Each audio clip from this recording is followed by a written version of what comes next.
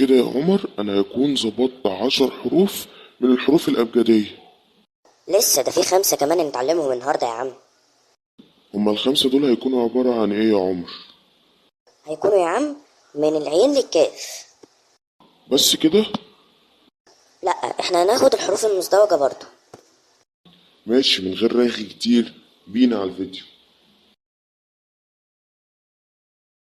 وازيكم يا شباب عاملين ايه؟ النهارده هنعرف 5 حروف للنسخ مرة تانية. كنا خدنا الألف والب والحاء، بعد كده خدنا الر أو الدال والر، وخدنا الحصة اللي بعدها السين والشين والصاد والضاد والطه. نكتب بس الصاد والضاد زي ما احنا عارفين، نطلع كوبري بعد كده ننزل حتة ونجيب الحاجة نون، نعمل نفس الحركة بس هنعمل للضاد نقطة، وهنعمل طه نفس الحوار بس مش هنجيب نون، هنجيب الألف في آخر الكوبري أو في أول الكوبري. العين هيبقى 1 2 ونعمل السي، والغين نفس الحوار. الف بيبقى دايرة ونعمل جسم الب، إنما القاف بيكون دايرة، ثانية واحدة، دايرة ونعمل جسم النون. دلوقتي احنا وهناخد الكاف معانا هي ألف وجسم الب، هنعرف كل واحد بيتكتب ازاي. هناخد من العين للكاف.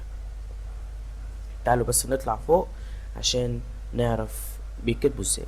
زي ما انت ظاهر قدامك على الشاشة، العين بتتكتب بطريقة 1 شرطة بصة لناحية اليمين، والشرطة التانية بميل، يعني بميل أقل من التانية، بصة لناحية الشمال. تمام. وحرف السي.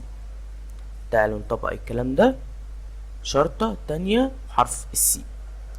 طيب الغين نفس الحوار بس هنزود لها نقطة بس. انما الف بتكون عبارة عن، نكتبها لكم كده، دايرة ومعاها جسم الب. طيب الف بتتكتب زي دايرة ومعاها جسم الب.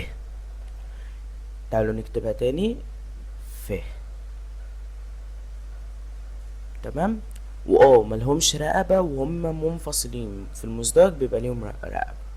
والقاف بيكون نفس الدايرة بس جسم النون، أو دايرة جسم وزي جسم النون. هتقولي الحروف المزدوجة إن شاء الله هتعرفها وهناخدها كمان شوية، يعني أهو قاف. إنما الكاف بقى بيكون أول حرفين إحنا بناخدهم أصلا، الألف والب. كاف ايه بتكون عبارة عن جسم الألف ونزود له جسم الب فقط، اهو ألف وب. وتلاحظ حتى ان هما تحت، انا كاتبهم لك تحت اهو، ألف وب، ألف وب اهم. بس خد بالك الهمزة بتاعت الألف بتكون فوق الب، وبتبقى فيه حلية كده من فوق، شايف الحلية هنا من فوق. وبكده نكون خلصنا الحروف الفردية. نخش بقى على الحروف المزدوجة. الحروف المزدوجة زي ما احنا عارفين بتبقى حرف ومعاه حرف تاني، يعني ب والألف زي ما خدناه المرة اللي فاتت، والب والألف التانية اللي احنا خدناه المرة اللي فاتت برضو. هناخد النهاردة الب مع الب، والب مع الحاء. أهم حاجة تنزل بالكلام ده كله في الكراسة. أو الب مع الجيم، هي عبارة عن جسم الب ونزود له جيم بس في الآخر. وناخد الب مع الدال. طبعا اللي انا بعمله ده محدش يعمله، اللي انت تعليلي تعمل لي الب مع الالف كده، لا ده غلط. حبيت يعني عشان في ناس كتير بتعمل الحركة دي، لا انت بس تطلع سنة بسيطة عن مستوى السطر للدال، لكن مش هتطلع كل ده للالف يعني. والب مع الر نفس الحوار، ناخد نص جسم الب ونزود له ر في اخره.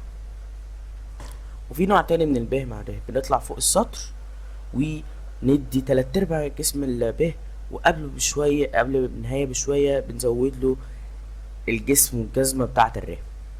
بس ده النوعين بتوع الب مع الر.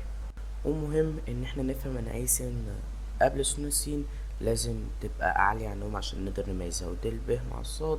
وبكده تكون خلصت حلقتنا النهاردة. متنساش تدوس لايك واشتراك عشان تشوف كل فيديوهاتنا اول باول.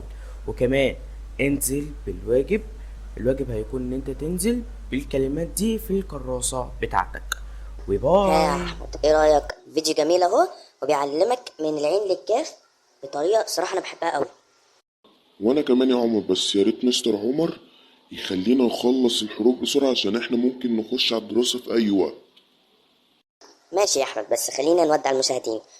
وبكده هيكون خلص فيديو النهارده. ما تنساش تدوس اللايك الجامد بتاعك، وتدوس الاشتراك، تفجر القناه، وتقول تحت انا من جيش يوميات عمر وسلمى، ومع السلامه.